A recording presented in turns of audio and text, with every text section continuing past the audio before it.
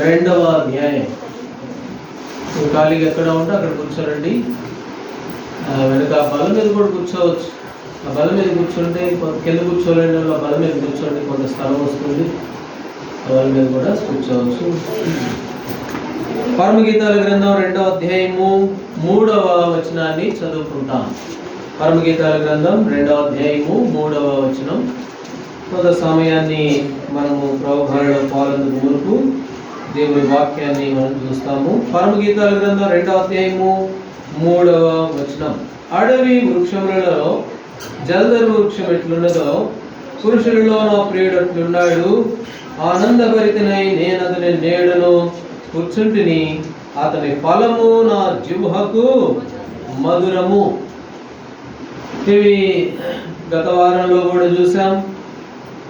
మరి గత వారంలో కూడా ఆరాధనలో ఈ పై భాగాన్ని, ఆ తర్వాత బల్లకి ఈ క్రింది 2 వరుసలను మనము చూస్తూ వచ్చాం. ఒకసారి జ్ఞాపకం చేస్తాను, నేను పూర్తి చెప్పను. కాబట్టి అడవి వృక్షము, లోకమును అడవిగా చేసిన వాడు అపవాది. దేవుడు ఏదేను తోట చేస్తే లోకము అడవిగా చేశాడు. లోకం అంటే మట్టి కాదు, మనుషులంతా ఏమైపోయారంటే వనాలులాగా లేరు. వనమైతే చక్కగా వరుసగా క్రమంగా ఉంటాయి కదా, అయితే అడవి ఎట్లా పడితే అట్లా ఉంటుంది. లోకంలో మానవులంతా కూడా అలాగే జీవిస్తూ వచ్చారు. కాబట్టి మరి అడవి అనేది అలా చూపిస్తూ ఉంటే అందులో జల్దరు వృక్షము అనేది యాపిల్ చెట్టుకు సాదృశ్యం. యాపిల్ చెట్టు ఎక్కడ పడితే అక్కడ మొలవదు. అలాగనే ప్రభువైన యేసుక్రీస్తు వారు జల్దరు వృక్షం వలె ఈ లోకానికి వచ్చాడు. అది గత వారంలో కొన్ని సంగతులు, చాలా విషయాలు చూసాం. సరే, ఇప్పుడు మరలా మనం ఒక మాటను గమనిస్తే ఇక్కడ మనం చూస్తాము. పరమగీతాల గ్రంథం 2వ అధ్యాయం 3వ వచనం, ఆ చివరి భాగం. ఆనందభరితనై నేను అతని నీడను కూర్చుంటిని. కాబట్టి ఇప్పుడు వీళ్ళు ఎక్కడ కూర్చున్నారు అని అంటే జల్దరు వృక్షపు నీడలో కూర్చున్నారు. జల్దరు వృక్షము అనేది ప్రభువైన యేసుక్రీస్తు వారిని చూపెడుతూ ఉంది.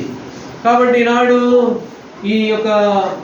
ఈ సంఘము ఎక్కడ కూర్చుంది అని అంటే జల్దరు వృక్షము నీడలో కూర్చున్నట్లుగా చూస్తాం. కాబట్టి జల్దరు వృక్షము నీడనిచ్చేది, కాబట్టి విశ్రాంతినిచ్చేది, క్షేమాన్ని ఇచ్చేది. యేసు ప్రభువారు ఏమన్నాడు? మత్తయి సువార్త 11వ అధ్యాయము 28వ వచనంలో ప్రభువారు ఒక మాట అన్నాడు. మత్తయి సువార్త 11:28, ప్రయాసపడి భారం మోసుకొనుచున్న సమస్త జనులారా నా ఎదుగు రండి, నేను మీకు విశ్రాంతిని కలుగు చేస్తాను. కాబట్టి నేను మీకు విశ్రాంతిని ఇస్తాను. ఎవరు విశ్రాంతిని ఇచ్చేది అని అంటే ప్రభువైన యేసుక్రీస్తు వారు. కాబట్టి జల్దరు వృక్షం మొట్టమొదటిగా ఏమిస్తుంది అని అంటే విశ్రాంతినిస్తూ ఉంది. ఇప్పుడు ఆ యొక్క స్త్రీ లేక సంఘము ఎక్కడ కూర్చుంది అని అంటే ఆ జల్దరు వృక్షపు నీడలో కూర్చుంది. ఎవరు నీడిచ్చేది అని అంటే నేను మీకు విశ్రాంతిని కలుగు చేస్తాను. యేసు ప్రభువారి దగ్గర విశ్రాంతి ఉంది. ఒకసారి రూతు అనేటువంటి ఒక ఆమె బోయాజు పొలంలోనికి వచ్చింది. రూతు గ్రంథం 2వ అధ్యాయం. రూతు గ్రంథం 2వ అధ్యాయం 12వ వచనంలో రూతుని గురించి ఒక మాట ఉంది, చదవండి ఆ మాట. 2:12. యెహోవా నీవు చేసిన దానికి ప్రతిఫలం ఇచ్చును, ఇశ్రాయేలు దేవుడని యెహోవా రెక్కల క్రింద సురక్షితముగా నుండినట్లు నీవు. కాబట్టి ఈ దేవుని రెక్కల క్రింద ఏముంది అని అంటే సురక్షితం ఉంది, క్షేమం ఉంది, భద్రత ఉంది, విశ్రాంతి ఉన్నట్లుగా మనం చూస్తాం. అందుకనే ఈ యొక్క సంఘము ఎక్కడ కూర్చుంది అని అంటే ఆయన ఆ జల్దరు వృక్షము క్రింద కూర్చున్నట్లుగా మొదటి తలంపుగా మనం చూస్తాం. ఈ క్రింద ఈ జల్దరు వృక్షం కింద ఏముంది అని అంటే విశ్రాంతి ఉంది.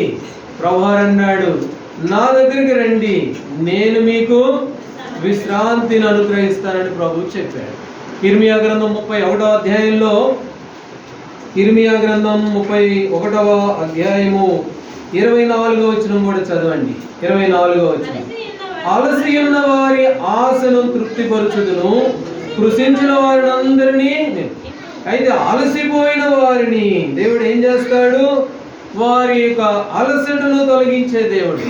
వాడి జీవితంలో మరి కుటుంబంలో ఎన్నో పరిస్థితులు, ఎన్నో అలసట, ఎంతో శ్రమ, విశ్రాంతి లేదు, నెమ్మది లేదు. అయితే ప్రభువు అంటున్నాడు, నా దగ్గరికి రండి, నేను మీకు విశ్రాంతినిస్తాను. అలసి ఉన్న వారి ఆశను నేనేం చేస్తాను? మరి తృప్తిపరుస్తాను, తీరుస్తాను. రూతుల గురించి మనం అదే చూసాం. రూతు జీవితంలో ఎన్ని కష్టాలు ఎదుర్కొందో. యవ్వన ప్రాయంలోనే ఉంది, భర్తను పోగొట్టుకుంది, మరి అన్నిటినీ కోల్పోయింది, ఆశ్రయం లేదు, దుఃఖం ఉంది, వేదన ఉంది, ఆమె జీవితంలో చెప్పుకోలేనంత సమస్య ఉంది. అయితే ఎక్కడికి వచ్చిందంట ఆమె? యెహోవా రెక్కల కిందకు వచ్చింది. ఎట్లొచ్చింది? సురక్షితంగా ఉండటానికి వచ్చింది. కాబట్టి ప్రభు దగ్గరికి ఎవరైతే వస్తారో వారి జీవితంలో వారు ఎంతో నెమ్మది పొందుతారు, వారి జీవితం వారు ఎంతో విశ్రాంతి పొందుతారు. అందుకని ఈ జల్దరు వృక్షము మొట్టమొదటిగా ఏమిచ్చేదిగా మనం చూస్తామంటే విశ్రాంతినిచ్చేదిగా ఉంది.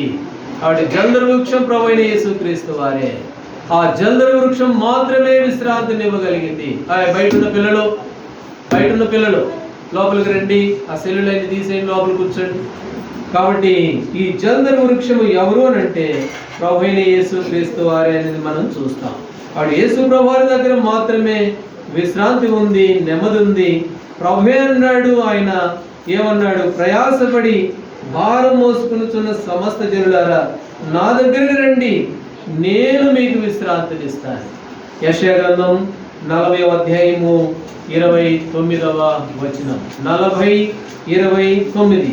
సొమ్మసిల్లిన వారికి బలమిచ్చువాడు ఆయనే, శక్తిహీనులకు బలావృద్ధి కలుగజేయువాడు ఆయనే.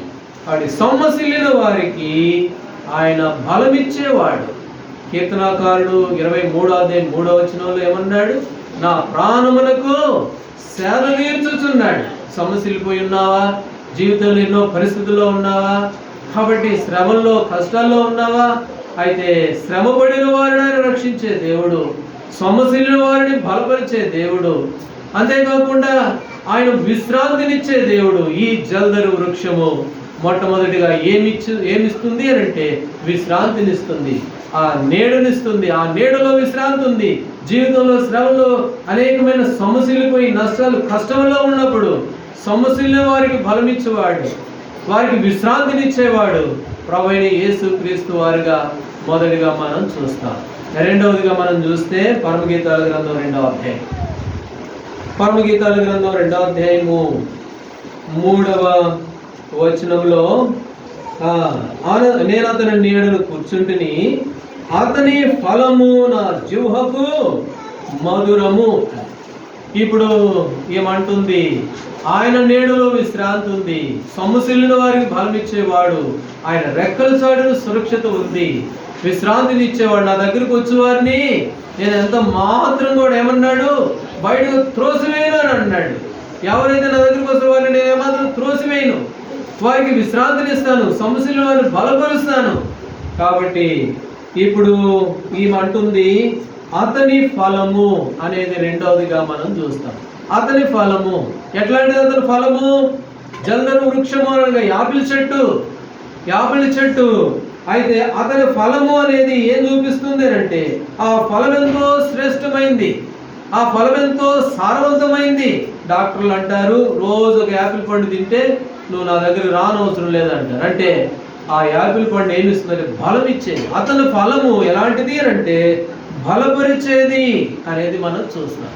32వ అధ్యాయము ద్వితీయోపదేశ కాండం. రండి, 32వ అధ్యాయం ద్వితీయోపదేశ కాండము 14వ వచనం చదవండి. 32:14. 32వ అధ్యాయం ద్వితీయోపదేశ కాండము 14వ వచనం. ఆవు మజ్జిగను, గొర్రె మేకల పచ్చిపాలను, గొర్రె పిల్లల కొవ్వును, బాషాను పొట్టేళ్లను, మేకలను, గోధుమల మెరికల సారమును నీకు ఇచ్చేదను.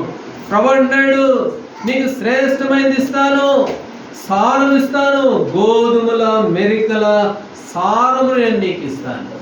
కాబట్టి అతని ఫలము ఎలాంటిది? అతని ఫలము అంటే అదేదో సారవంతమైంది. కాబట్టి మేకలు మరి ఆవు మజ్జిగ, గొర్రె మేకల పాలు, గొర్రె పిల్లల కొవ్వు శ్రేష్టమైనది, పొట్టేల మేకలను, గోధుమల మెరికల సారము నేను నీకు ఇస్తాను. కాబట్టి అతని ఫలం ఎలాంటిది అంటే బలవంతమైంది. కాబట్టి ఈ దినాల్లో ఒళ్ళు తీసుకెళ్ళిపోయి సన్నగా పాలిష్ చేసుకుని ఉన్న బలవంత సారవంత పోయినది కాదు.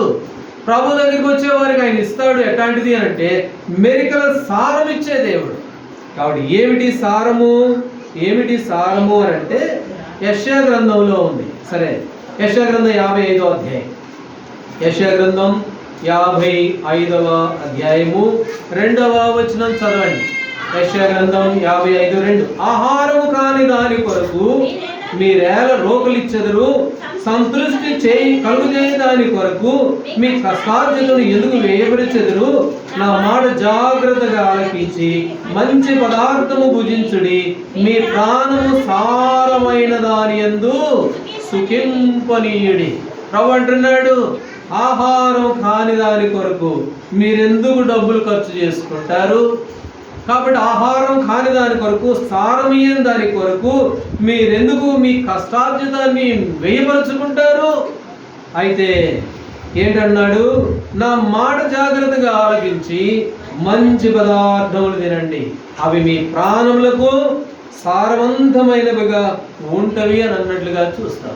కాబట్టి ఏమిటి సారమైన ఆహారము? ఈ సారవంతమైనటువంటి ఆహారం ఏమిటి అని అంటే, సరే ఇంకో మాట కూడా చూస్తాము. 92వ కీర్తన 15వ వచనంలో, 92వ కీర్తన 15వ వచనం, 92:15. వారు ముసలితనమందు ఇంకా చిగురు పెట్టి పచ్చగా నుందురు, సారము కలిగి పచ్చగా నుందురు. కాబట్టి సారం కలిగి వారు ఎలాంటి వారుగా ఉంటారు అని అంటే పచ్చగా ఉంటారు. కాబట్టి ఈ సారమైన దాన్ని మనం కోరుకోవాలి. ఆహారం కాని దాని కొరకు ఎందుకు వేయపరుచుకుంటారు? సమయం అంతా పోగొట్టుకుంటారు. అయితే సారమైనది పూజించండి. సారమైనది ఏమిటి? 81వ కీర్తన 81వ కీర్తన 16వ వచనం. 81:16. అతి శ్రేష్టమైన గోధుమలను అనుగ్రహించి వారిని పోషించెదను, కొండ తేనెతో వారిని తృప్తిపరచుదును. శ్రేష్టమైన గోధుమలతో పోషిస్తాడు, కొండ తేనెతో మనల్ని ఏం చేస్తాడు? తృప్తిపరుస్తాడు. ఏమిటి ఈ శ్రేష్టమైన సారవంతమైన ఆహారం అంటే దేవుని వాక్యము. ఆహారం కాని దాని కొరకు ఎందుకు కష్టమంతా పాడు చేసుకుంటారు? సారమైంది తినండి, గోధుమల మెరికల సారం నేను నీకు ఇస్తాను. కాబట్టి ఈ సారమైన దాని యందు మనము ఎప్పుడైతే ఈ సారమైన ఆహారం తీసుకుంటామో అప్పుడు ఎలాంటి వారుగా ఉంటారు? 92వ అధ్యాయము 15వ వచనంలో, వారు ముసలితనం వచ్చినా కూడా ఎలాంటి వారు ఉంటారట? సారం కలిగి పచ్చగా ఉంటారు. వారు ముసలివాళ్ళైనా కూడా సారం కలిగి పచ్చగా ఉంటారు, బలంగా ఉంటారు, బలవంతులుగా ఉంటారు. శరీరం బలహీనం కావచ్చులే కానీ ఆత్మీయ విషయంలో ఎంతో బలవంతులుగా ఉంటారు. అయితే దాని కొరకు ప్రయాసపడండి. మీ కష్టమంతా ఎందుకు అనవసరంగా వ్యర్థపాలు చేస్తారు? శ్రేష్టమైన దేవుని వాక్యము, ఆవు మజ్జిగ, పాలు, గొర్రె, ఇలాంటి శ్రేష్టమైన ఆహారం నేను మీకు ఇస్తాను. ఆ ఆహారమే దేవుని వాక్యము. యోహాను సువార్త 6వ అధ్యాయంలో రాయబడి ఉంది, పరలోకము నుండి దిగి వచ్చిన జీవాహారము నేనే. ఆయన ఆహారము. ఆ ఆహారాన్ని తిన్నవారు వారు సారం కలిగి పచ్చగా ఉంటారు. సారం కలిగి పచ్చగా. ఆహారాన్ని తినలేదు అనుకో, తినలేకపోతున్నాము అనుకో, ఏంటి అర్థము? హాస్పిటల్కి వెళ్ళి ఏమండి డాక్టర్ గారు నాకు ఆకలి వేయట్లేదండి అంటే, అట్లయితే నీకు బ్రెయిన్ టెస్ట్ చేయాలి, గుండె టెస్ట్ చేయాలి, కిడ్నీలు టెస్ట్ చేయాలి. కాబట్టి అన్ని టెస్టులు చేస్తాడు ఆకలి వేయకపోతే. ఆ తర్వాత అంటాడు నీ కడుపులో పెద్ద గడ్డు ఉంది, నీకు జబ్బు ఉంది. అయితే గుండె పరీక్షలు ఇవన్నీ ఎందుకంటే కావాలి, డబ్బులు కావాలి కాబట్టి అన్నీ చేస్తారు.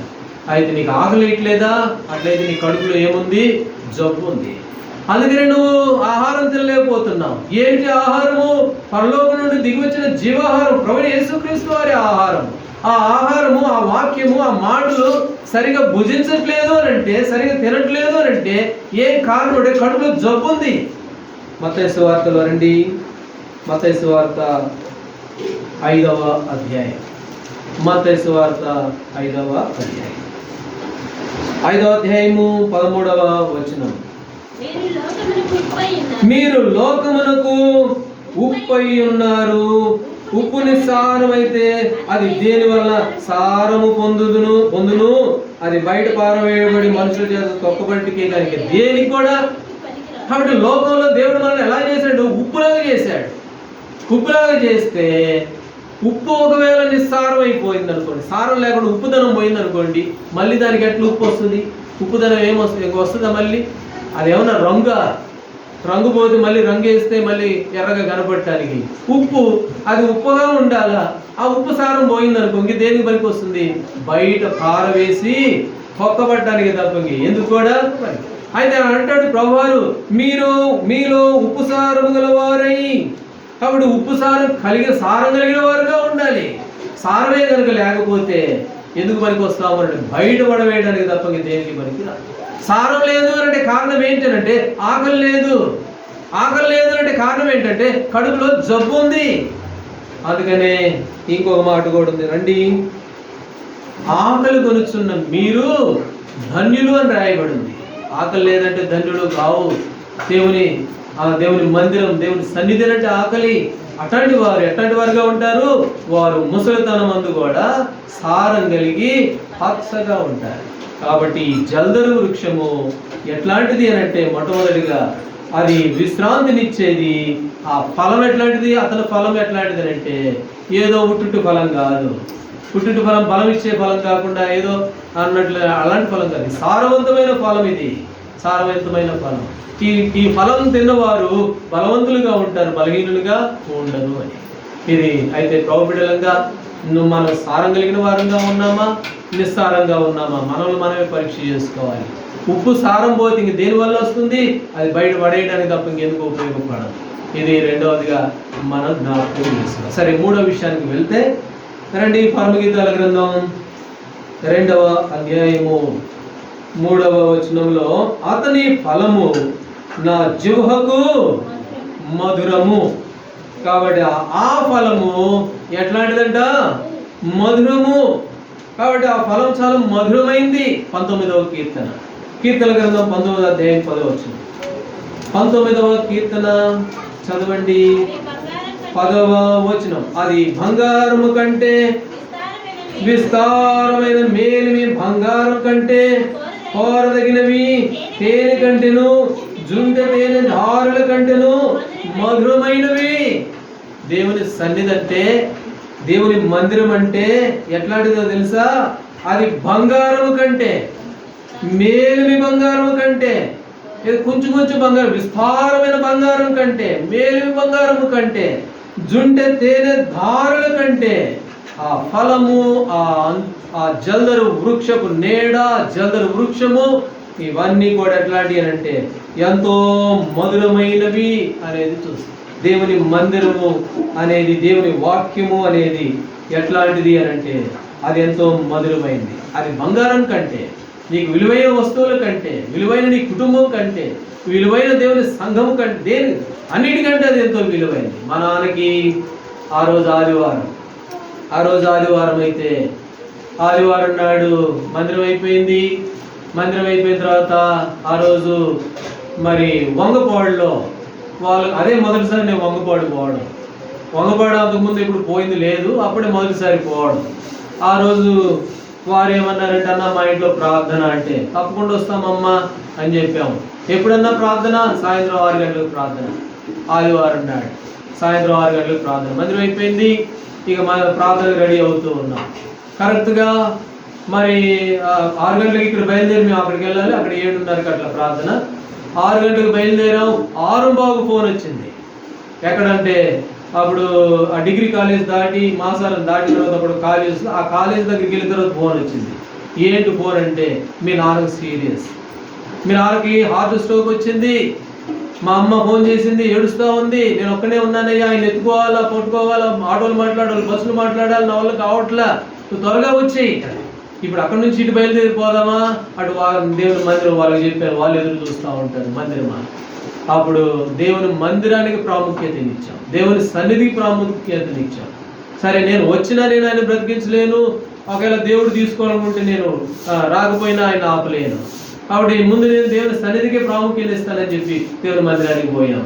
ఇంకా ఆ తర్వాత వాళ్ళే పోయారు, మొత్తానికి దేవుడు కలిగించాడు, ఏం కాల వచ్చిన ఆపరేషన్తో బయటకు వచ్చేసారు.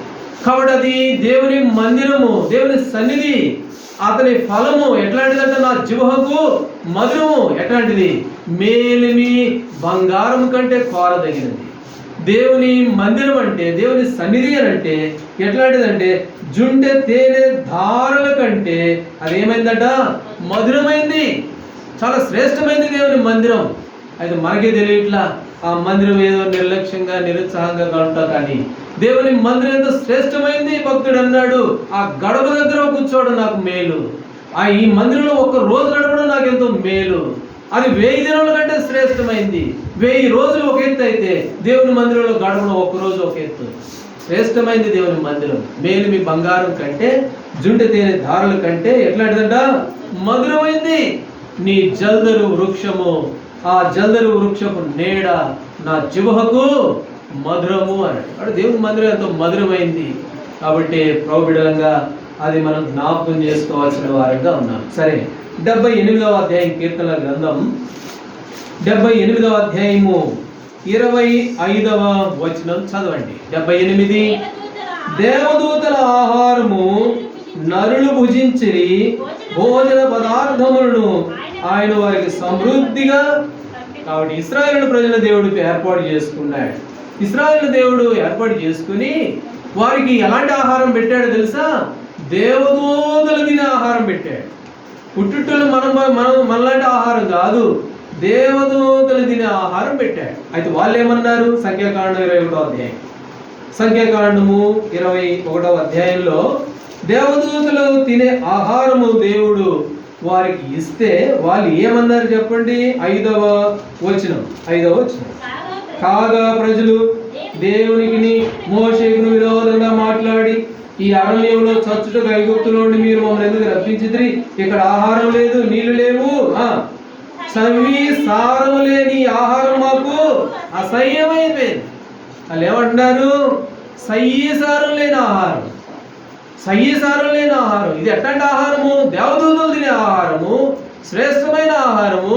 ఇప్పుడు ఇలా దృష్టికి ఏమైపోయిందంటే సారం లేని ఆహారం అయిపోయింది. నిర్గమాకాండం 16వ అధ్యాయంలో అన్నారు వాళ్ళు, మేము కుండల కాడ కూర్చొని మాంసం వండుకొని తింటే అబ్బాయి ఎంత బాగుంది, మాకు మాంసం ఎవరు పెడతారు, అట్లాంటి ఆహారం ఎంత బాగుంది. అయితే దేవదూతలు తినే ఆహారం దేవుడు వాళ్ళకి ఇచ్చాడు. ఏంటి ఆహారము? దేవుని సన్నిధి, దేవుని వాక్యము ఈ ఆహారం. ఇంకో మాట కూడా చదవండి, ద్వితీయోపదేశకాండం 8వ అధ్యాయం. ద్వితీయోపదేశకాండము 8వ అధ్యాయము 3వ వచనం చదవండి. ద్వితీయోపదేశకాండం 8:3. ఆహారము వలనే గాక యెహోవా సెలవిచ్చిన ప్రతి మాట వలన నరులు బ్రతుకుదని మీకు తెలియజేయుటకు. ఆహారం వల్ల కాదు మనుషులు బ్రతికేది, ఆహారం వల్ల కూడా బ్రతుకుతారు కాదని అట్లా, ఆహారం వలన మాత్రమే కాదు మనుషులు బ్రతికేది, దేవుని నుండి వచ్చు ప్రతి మాట వలన. అయితే ఈనాడు ప్రభుబిడలంగా మనము దేనికి ప్రాముఖ్యతనిస్తున్నాం? అది మేలిమి బంగారం కంటే కోరదగినది దేవుని మందిరం. 119వ కీర్తన 50వ వచనంలో నీ వాక్యము నన్ను బ్రతికించెను, ఇదే నా బాధల్లో నెమ్మది నాకు కలిగేది. ఈ వాక్యమే, ఈ వాక్యం ఎంతో విలువైనది. ఆహారం వల్ల మాత్రమే కాదు బ్రతికేది మనుషులు. దేవుని నోటి నుండి వచ్చే ప్రతి మాట వల్ల బ్రతుకుతారు. ఈ మాటకి ఎంత విలువిస్తున్నాము అని. అది నా నోటికి అది ఎట్లాంటిదట? మధురమైంది. పరమగీతాల గ్రంథంలో కాబట్టి మధురమైంది, జుంటె తేనె ధారల కంటే ఎంతో శ్రేష్టమైంది. దేవుని మాట ఎంతో విలువైంది. ఆహారం వల్ల మాత్రమే కాదు, దేవుని నోట నుండి వచ్చే ప్రతి మాట వల్ల మన్నారులు బ్రతుకుతారు. కాబట్టి ఈ మాటకి ఎంతో విలువ.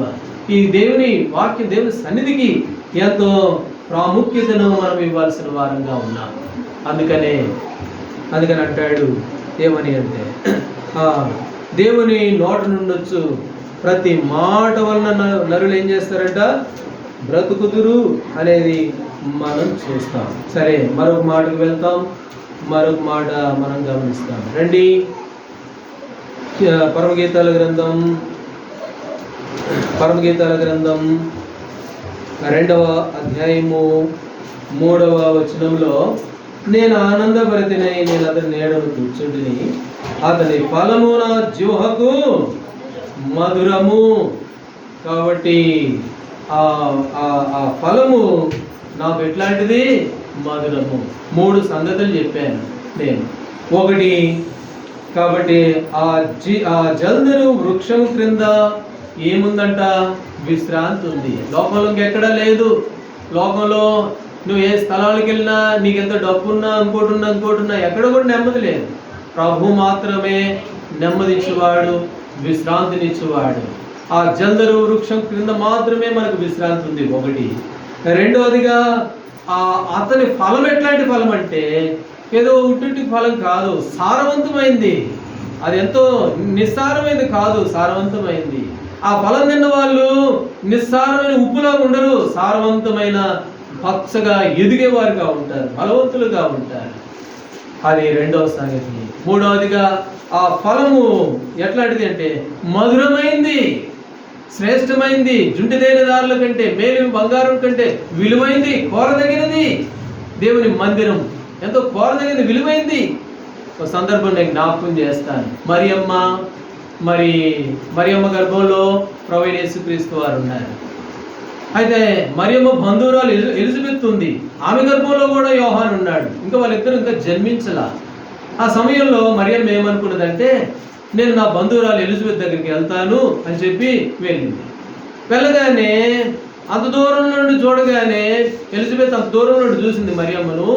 అయితే గర్భంలో ఉన్నటువంటి యోహాను శిశువు ఏం చేశాడంట?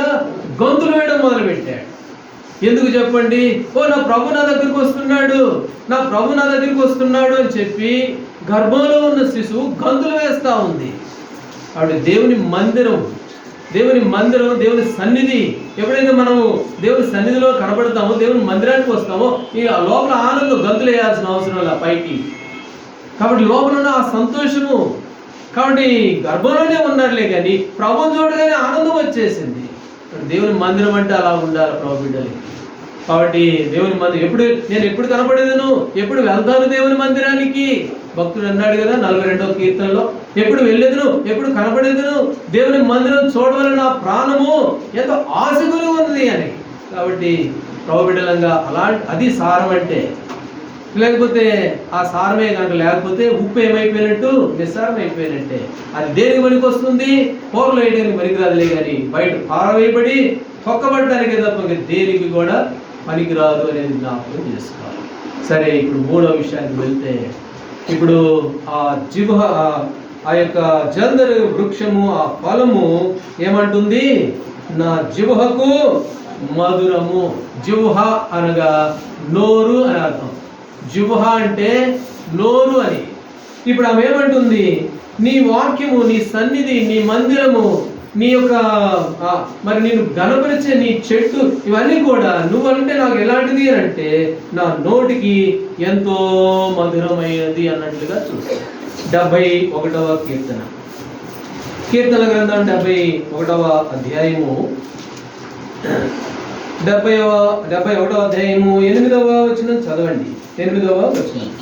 నీ కీర్తితోనూ నీ ప్రభావ వర్ణనతోనూ దినమంతయు నా నోరు నిండి ఉన్నది. కాబట్టి ఏమంటుంది? ఈ సంఘం అంటుంది, లేక ఈ ప్రభు బిడ్డ అంటుంది, ప్రభుని చేర్చుకున్న వారు, ప్రభుని ఎరిగిన వారు అంటున్నారు ఏంటి అని అంటే, నీ కీర్తితోనూ నీ ప్రభావంతోనూ దినమంతా నా నోరు నిండింది, నింపబడాలి. 23వ కీర్తనలో ఏమన్నాడు దావీదు? నా గిన్నె నిండి పొర్లుచున్నది. కాబట్టి గిన్నె నిండిపోతుంది. కాబట్టి దేవుని బిడ్డలంగా ప్రభువుని సేవించి ఆరాధించే మన హృదయంలో ఎట్లా నా జిహ్వకి ఏమిటి, నా నోటికి అది ఎంతో మధురమైందని ఆ యొక్క సోలమతి అన్నట్లుగా ఇక్కడ మనం చూస్తాము. నా గిన్నె నిండి పొర్లుచున్నది. పొర్లాలి, గిన్నె నిండాలి. నీ కీర్తితోనూ నీ ప్రభావ వర్ణనతోనూ ఒకరోజు కాదు, ఒక గంట కాదు, దినమంతా కూడా నా నోరు ఏమైపోయిందంట? నిండి ఉన్నది అని భక్తులు అన్నట్లుగా చూస్తాం. ఆవిడ నింపబడ్డామా? రెబ్కా, ఈ రెబ్కా అన్నది ఆదికాండ 24వ అధ్యాయం ఏమన్నది? ఎలియాజరు వెళ్ళాడు, అమ్మా కొంచెం మంచినీళ్ళు ఇవ్వా అని అంటే ఆమె ఏమన్నది చెప్పండి? నీకే కాదు నీ ఒంటిలో కూడా పోస్తాను చూడు నీళ్లు. ఎందుకు అంటే నాకు కడవ నింపబడి ఉంది, ఖాళీ కడవ కాదు. కాబట్టి నింపబడిన కడవ నాది, లేదు ఉట్టి కడవ కాదు నాది. కాబట్టి నీకే కాదు నీ ఒంటిలో కూడా పోస్తాను. అమ్మా నేను తాగినట్టుగా 4 దోశలు తాగే కావు ఈ ఒంటిలు. ఒక్కొక్కటి 20-30 బిందులు తాగితే పర్వాలేదు, 20-30 కాదు, ఎన్ని ఒంట్లు ఉన్నాయి చెప్పు, అన్ని ఒంట్లకు పోస్తాను నీళ్లు. కాబట్టి నింపింది. అందుకనే దావీదు అన్నాడు, నా గిన్నె నిండి పొర్లుచున్నది. కాబట్టి నింపబడాలి. ముందు నింపబడితే ఎంతమందికైనా ఇవ్వగలం. యేసుప్రభువారు శిష్యులు పిలిచి చెప్పండి మీ దగ్గర ఎన్ని రొట్టెలు ఉన్నాయి అంటే మా దగ్గర కొన్ని ఉన్నాయి ప్రభువా. కొన్ని ఉన్నాయా? అట్లయితే వాటిని ఇరచండి, పిలిచి పంచండి. పంచాడు. పంచితే ఇంచుమించు 5,000 మంది పురుషులు తిన్నారు, స్త్రీలు పిల్లలు కాక. ఇంక స్త్రీలు పిల్లలు ఎంతమందో ఏమో అంతమందికి పనిచేశారు. పంచిన తర్వాత ఏం చేశారు చెప్పండి? యోహాను సువార్త 6వ అధ్యాయం. యోహాను సువార్త 6వ అధ్యాయము 8వ వచనం 31వ వచనం. 6:31 చదవండి. అది కాదమ్మా, ఎక్కడుందా మాట? 12 గంపలకి ఎత్తారు. సరే రిఫరెన్స్ మర్చిపోయాను. 5,000 మంది మగోళ్ళు పిల్లలు ఇంకా ఎంతమంది తిన్నారు ఏమో అన్ని పోంగా ఇంకా ఎన్ని గంపలకి నింపారు?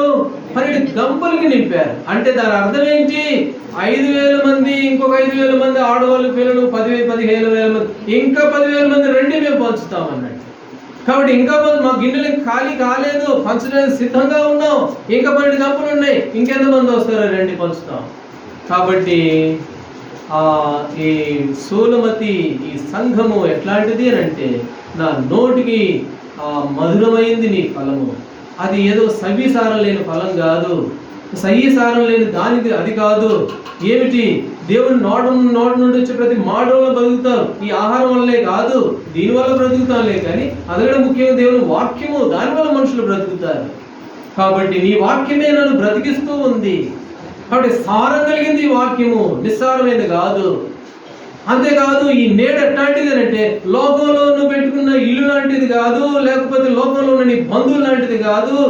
అయితే విశ్రాంతినిచ్చే చెట్టు ఇది, నెమ్మదినిచ్చే చెట్టు ఇది యేసు ప్రభువారు. ఆయన దగ్గరికి వస్తే పాప భారమంతా తొలగించబడుద్ది, శ్రమలో రక్షింపబడతావు. అంతేకాదు ఎన్నో మేలులు ఉన్నాయి, ఇవన్నీ చెప్పుకుంటూ పోతే సమయం సాల్దలే. కానీ ఇక్కడ అంటాడు నా నోటికి అది ఎంతో మధురమైంది. ఇప్పుడు ఆ నోరు ఏమైందట? నీ ప్రభావ వర్ణనతో దినమంతా నా నోరు నింపబడి ఉంది. నింపబడి ఉంటే ఏం చేయబడతావు అంటే పంచుతావు అనేకులకి. నింపబడి ఏమన్నాడు 23వ అధ్యాయంలో? నా గిన్నె నిండి పొరుగుతూ ఉంది, పారుతూ ఉంది, ఎంతమందికైనా దాహం తీరుస్తారు. కాబట్టి నింపబడాలి ప్రభువు. నింపబడట్లేదు అని అంటే అర్థం ఏంటి అని అంటే జబ్బు ఉంది కడుపులో, అందుకనే నింపబడట్లా. కాబట్టి ప్రభుబిడ్డలంగా ఒకసారి జ్ఞాపకం చేసుకుందాం. అపోస్తుల కార్యములు 5వ అధ్యాయం 28వ వచనం. అపోస్తుల కార్యములు 5వ అధ్యాయము 28వ వచనం చదవండి. ప్రధాన యాజకుడు వారిని చూచి మీరు ఈ నామమును బట్టి బోధింపకూడదని మేము మీకు ఖండితంగా ఆజ్ఞాపింపలేదా? ఇదిగో మీరు యెరూషలేమును మీ బోధతో నింపి, యెరూషలేమును మీ పట్టణాన్ని, మీ ఇంటి చుట్టుపక్కల మీరున్న పల్లె ప్రాంతం ప్రదేశం ఏం చేశారు? మీరు మీ బోధతో నింపేశారు. మీరు నింపబడ్డారు. మీరు నింపబడింది 12 గంపలకు ఎత్తినట్లుగా ఇంకా మీరు నింపుతూ ఉన్నారు.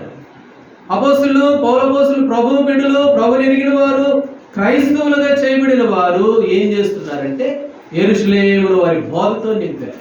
ఈనాడు దేవుని బిడ్డలంగా మనం ఉన్న ప్రాంతంలో, మన ఇంట్లో, మన చుట్టుపక్కల ఏమన్నా మనము ఇలాగ నింపేవారంగా ఉన్నామా లేమా అన్నది ఒకసారి పరీక్ష చేసుకోవాలి. 81వ అధ్యాయం కీర్తనల గ్రంథం ఇందాక చదువుకున్నాం కదా, 81వ అధ్యాయం 10వ వచనం మరలా చదవండి. 81:10. ఐగుప్తుల దేశంలో నుండి నిన్ను రప్పించిన నీ దేవుళ్ళకు యెహోవాను నేనే. నీ నోరు బాగుగా తెరువు, నేను నింపుతా. నువ్వు నోరు తెరిస్తే నేను నింపుతా. ఐగుప్తుల లోకం నుంచి తీసుకొచ్చింది నేనే, పాపం నుండి తీసుకొచ్చింది నేనే, ఎండలో నుండి బయటకు తెచ్చింది నేనే, పగటి వేళ నీకు నీడగా ఉన్నది నేనే. నేనే నిన్ను లేపాను. ఆరాధన వర్తమానంలో మరణం నుండి తప్పించాను, శ్రమ నుండి తప్పించాను. నేను మాత్రమే నీ కొరకు శ్రమపడి పరలోక రాజ్యం చేర్చగలిగిన వాడు. ఒక్కసారి నోరు తెరువు, నేను నింపుతా నీ నోరు. నువ్వు బాగుగా తెరువు, నేను నింపుతాను. నింపితే ఏమవుద్ది అని అంటే యెరూషలేమును బాధతో నింపినట్లుగా ప్రభు బిడ్డలు మనం నింపుతారు. అందుకని అన్నాడు, నీ కీర్తితోను నీ ప్రభావ వర్ణనతోను దినమంతా నా నోరు ఏం చేయబడిందట, నింపబడి ఉన్నది అని. కాబట్టి నా జిహ్వకు నీ ఫలము ఎంతో మధురమైనది. జిహ్వ అనగా నోరు అని. నోరు అనేది ఏం చూపిస్తుందంటే నింపబడడం చూపిస్తుంది. నింపబడలేదు అని అంటే ఇంకా ఖాళీగానే ఉన్నట్లు. ఖాళీగా ఉంటే ప్రభు ఏమాత్రం కూడా, ఖాళీగా ఉన్నాము అంటే ఉప్పు నిస్సారం అయిపోయినట్టే దాని అర్థం. కాబట్టి వారు ఏం చేస్తూ ఉన్నారట, యెరూషలేమును వారి బాధతో నింపారు. ఈనాడు దేవుని బిడ్డలంగా నీ ఇంటిని ప్రభుతో నింపు. నీ ఇంట్లో ఉన్న నీ పిల్లలందరికీ దేవుని వాక్యంతో నింపు. నీ చుట్టుపక్కల వారికి దేవుని వాక్యంతో నింపు. 12 గంపలు నింపబడి ఉన్నాయి. ఎందుకు అని అంటే తీసుకెళ్ళి దెబ్బలో పడేయడానికి కాదు. ఇంకెవరైనా వస్తారా, రండి, వారికి కూడా మేము పెడతాం ఈ 12 గంపల్లో ఉన్న ఆహారం. కాబట్టి రెక్క అన్నది నాకేడ కుదురుద్దు, పో, మా ఇంట్లో మా నాయన ఉన్నాడు, గొర్రెలు ఉన్నాయి, ఎడ్లు ఉన్నాయి, నేను ఆ పని చేసుకోవాలి, నీ ఒంటికి నేను మేము బయట కుదరదు, పో, ఇంకేదైనా చూసుకొని అల్లా. కాబట్టి కడవ తీసుకుంది, గబగబా పోయింది, నింపుతానే ఉంది, పోస్తానే ఉంది, ఒంటిలోకి కూడా పోసింది. నీకొక్కడికే కాదు, నీ ఒంటిలో కూడా పోస్తాను. అవి ఎన్నిదాయినా పర్వాలా, ఎంతసేపు అయినా పర్వాలా, ఎంత సమయం, ఎంత ఖర్చు అయినా పర్వాలా, ఎంత ప్రయాసమైనా పర్వాలేదు, మెట్లు దిగడం ఎక్కడం ఎంత కష్టమైనా పర్వాలేదు. ఒక్కొక్క బిందుకు ఒక్కొక్కసారి ఎక్కడం దిగడం. అప్పుడు దిగుడు మెట్లు కదా బావులు, ఎన్నిసార్లు ఎక్కువ ఎన్నిసార్లు దిగి ఉంటుంది. కాబట్టి వారు ముసలితనం మంది ఎట్లుంటారంట, సారం కలిగి పచ్చగా ఉంటారు. వారు అలసిపోయే వాళ్ళు కారు. ఎందుకనంటే దేవుని మందిరం అంటే అంత ఇష్టం.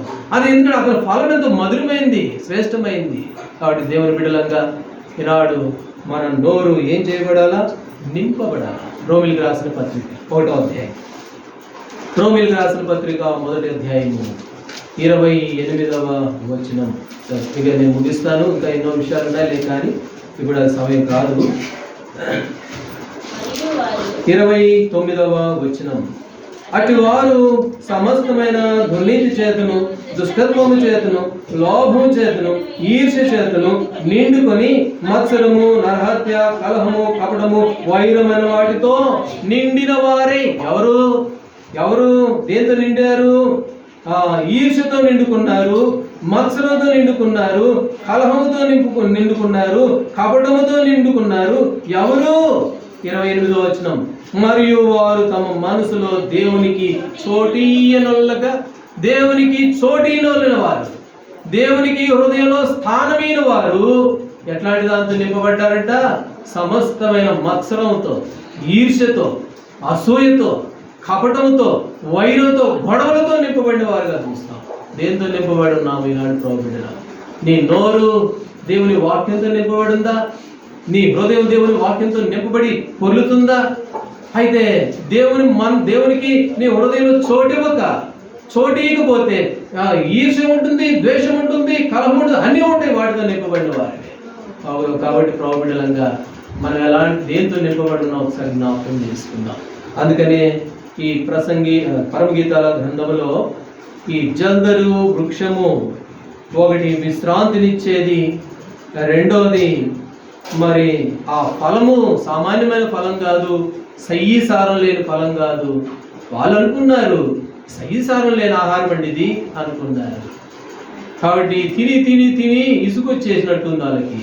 సయ్యసారం లేకుండా అయిపోయింది. దేవుని మందిరం అంటే, దేవుని సహవాసం అంటే, సంఘం అంటే సయ్యసారం లేకుండా అయిపోయింది. వాళ్ళు అన్నారు ఆ మాట. మేము కొండల దగ్గర కూర్చొని అబ్బా అదెంత బాగున్నది అది అనుకున్నారు. అనుకోండి, వాళ్ళ ప్రభు అన్నాడు, దేవుని నోటి నుండి వచ్చే మాట వల్ల మనుషులు బ్రతుకుతారు. ఏదో మనం తిని తెచ్చుకున్న ఆహారాన్ని బట్టి కాదు మనుషులు బ్రతికేది. దేవుని మందిరం, దేవుని సన్నిధి. కాబట్టి గర్భంలో ఉన్నారు, మాటలు రావు, ఊహ తెలియదు, పసిబిడ్డలు అది ఏం తెలియదు. వాళ్ళకి గంతులు వేశారు ప్రభుని చూడగానే. దేవుని మందిరం, దేవుని సహవాసం చూడగానే సంతోషము, ఆనందము. దేవుని రాజ్యం అంటే భోజన పానములు కాదు, పరిశుద్ధాత్మలందలి ఆనందం అని రాయబడుతుంది దేవుని వాక్యం. కాబట్టి అది ఆ ఫలము ఎలాంటి ఫలము అంటే జుంటె తేనె ధారల కంటే మొదలు. ఎప్పుడైతే ఈ సంగతులు గుర్తిస్తామో, ఎప్పుడైతే ఈ సంగతులన్నీ మనం ఎరుగుతామో, అప్పుడు ప్రభుకి నా ప్రియ కుమారుడా కుమార్తె అని ప్రభు ద్వారా పిలిపించుకోగలం.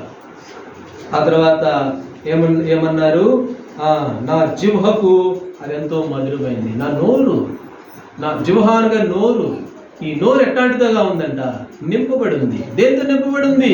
ఈర్ష్యతో కాదు, మరి కక్షతో కాదు, అసూయతో కాదు, మత్సరంతో కాదు. ఎవరు నింపబడతారు మత్సరంతో, ఈర్ష్యతో, కక్షతో అని అంటే దేవునికి మనసులో చోటిన వారు నింపబడతారు. ఎవరైతే ప్రభువుకు స్థానం ఇస్తారో, ప్రభువుకి హృదయం ఇస్తారో, వారు ఎట్లాంటి వారుగా ఉంటారంటే గిన్నె నిండి పొర్లేదుగా ఉంటుంది, సారం కలిగిన వారుగా. కాబట్టి దేవుని బిడ్డలంగా మనం ఒకసారి పరీక్ష చేసుకుందాం. మనం ఎలాంటి వారంగా ఉన్నాం? సారం కలిగి ఉన్నామా? దేవుని మందిరంలో గడుపుతున్నామా? దేవుని మందిరం మేలు బంగారం కంటే శ్రేష్టమైందని ఎరిగామా? కాబట్టి మరి నింపబడుతుందా హృదయం? నింపబడితే చాలదు, పొరలాలి. వారు యెరూషలేమును బోధతో నింపినట్లుగా నీ ప్రాంత ప్రదేశంలో అనేకులకు దేవుని వాక్యము, దేవుని పరిచర్య మరి చేసేవారని ఈ అనుభవాలు ఉన్నాయో లేవో ఒకసారి పరీక్ష చేసుకుందాం. ఇంకా ఎన్నో సంగతులు ఉన్నాయలే, కానీ ఇప్పుడు సమయం కాదు. ప్రవచితమైన మరొకసారి చంద్ర వృక్షం గురించి మరి ఇంకా కొన్ని సంగతులు చూస్తాం. కాబట్టి మధ్యాహ్న సమయంలో పరీక్ష చేసుకుందాం. ఎలాంటి వారంగా ఉన్నాం? మనం దేవుని వాక్యానికి ఎంత విలువిస్తున్నాం? అయితే మిగతా వాటికి అన్నాడు కదా 55వ అధ్యాయం యెషయా గ్రంథంలో, కాని దాని కొరకు మీరు కష్టార్జితం ఎందుకు పాడు చేసుకుంటారు? సారమైన దాని కొరకు ఎందుకు సమయం అంతా వాటి ముందు గడుపుతారు? దేవుని మాట సారం ఇచ్చేది, మెరికల గోధుమల మెరికల సారం ఇచ్చేది ఇది. దీని ద్వారా బ్రతకగలం, దీని ద్వారా మేలు పొందగలం, దీని ద్వారా విశ్రాంతి ఉంది. కాబట్టి ఎన్నో ఆశీర్వాదాలు ఉన్నాయి. అవన్నీ చెప్పుకుంటూ పోతే నిజంగా దేవుని ఆశ్రయించిన వారికి విశ్రాంతిని ఇస్తాడు. ఆయన విశ్రాంతిని ఇచ్చేవాడు.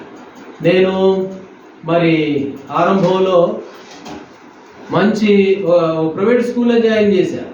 ఒకటే ఒక కూతురు, ప్రైవేట్ స్కూల్లో జాయిన్ చేశాను. కష్టం అనిపించింది. గవర్నమెంట్ స్కూల్లో జాయిన్ చేశాను. బంధువులు అన్నారు, వీడు చూడు ఒక్క ఆడపిల్లని, ఒక్క అమ్మాయిని ప్రైవేట్ స్కూల్లో చదివించుకోలేకపోయాడే అని హేళనగా మాట్లాడుతూ వచ్చారు. ఆ తర్వాత సంవత్సరం అంతా ఆరోగ్యం బాగలేదు, సంవత్సరం అంతా స్కూల్కి పోవాలి అమ్మాయి, సంవత్సరం అంతా స్కూల్కి పోవాలి. ఆ తర్వాత అయితే ప్రభు కంటే ఎక్కువ ఏది కాదని మేము ఎంచుకున్నాం. దేవుని కంటే ఏది అంత ప్రాముఖ్యమైనది కాదు, అవమానమైన పర్వాలేదు, నిందలైన పర్వాలేదు అని ఓర్చుకున్నాం. అసలు ఎగ్జామే రాయనీరు అనుకున్నాం, హాల్ టికెట్ రాదనుకున్నాం. ఎందుకంటే పర్సంటేజ్ లేకపోతే హాల్ టికెట్ రాదుగా. ప్రభు ఇచ్చాడు, హాల్ టికెట్ వచ్చింది. అసలు చదివే లేదు, చదివింది ఏం లేదు. ఉదయం పూట ఎగ్జామ్ రాసి ప్రతిరోజు ఉదయం పూట అలా చూసుకునేది, పోయేది. ఏదైతే చూసిందో అవే వచ్చినాయి అంట, రాసేది. మళ్ళీ తెల్లారి మ్యాథ్స్ అసలు లెక్కలే రావు. సరే మిగతా ఎట్లా రాసినా లెక్కలు ఎంత ప్రాముఖ్యం, లెక్కలకు ప్రత్యేకంగా క్లాసులు ఉండాలి. లెక్కలో 98 ఇచ్చాడు దేవుడు. పొద్దున్నెలా చూసుకునేది, పోయేది, రాసేది. కాబట్టి ఆ జల్దరు వృక్షాన్ని ఆశ్రయించిన వారు ఎంతో మరి మేలు పొందేవారుగా ఉంటారు, సిగ్గుపడరు లోకంలో. అయితే టీచర్స్ అంటున్నారు, వాళ్ళకి ఇదే టాపిక్ అంట, వాళ్ళకి టీచర్స్ అందరికీ అమ్మాయి పాస్ అయింది, అమ్మాయి ఎట్లా పాస్ అయింది, అసలు అసంభవమే, కుదరదే అని. అది ప్రభు ఆశ్చర్యమైన కార్యం. ఆయన దగ్గరికి వచ్చిన వారిని ఆయనతో మాత్రం బయటకు త్రోసివేయుడు. వాడు ఆయన దగ్గరికి వచ్చిన వారిని మేలుతో నింపుతాడు. అయితే మనం చేయాల్సిన పని ఏంటంటే దేవుని మందిరము, దేవుని సన్నిధి, దేవుడు అంటే ఎంతో శ్రద్ధ భక్తి కలిగిన వారుగా ఉన్నప్పుడు ఏ విషయంలో కూడా మనల్ని మరి వెనుకబడనీయుడు. నేను నిన్ను తలగా ఉంచుతా కానీ హాఫ్గా ఉంచను. నువ్వు తల ఎత్తుకునేవాడుగా ఉంటా కానీ తల దించుకునేవాడుగా ఉండవు, నేను చెయ్యను అని. కాబట్టి ప్రభువులంగా మనం మొట్టమొదటిగా మన జీవితాల్లో ప్రభువుకు ప్రాధాన్యత ఇస్తూ అలాగ మనం ముందుకు సాగినప్పుడు దేవుడు అద్భుతమైన ఆశ్చర్య కార్యములు జరిగిస్తాడు. ఈ సూలమతి ఈమె ఒకటి జల్దర వృక్షం ఆశ్రయించింది. ఆ జల్దర వృక్షంలో విశ్రాంతి ఉంది.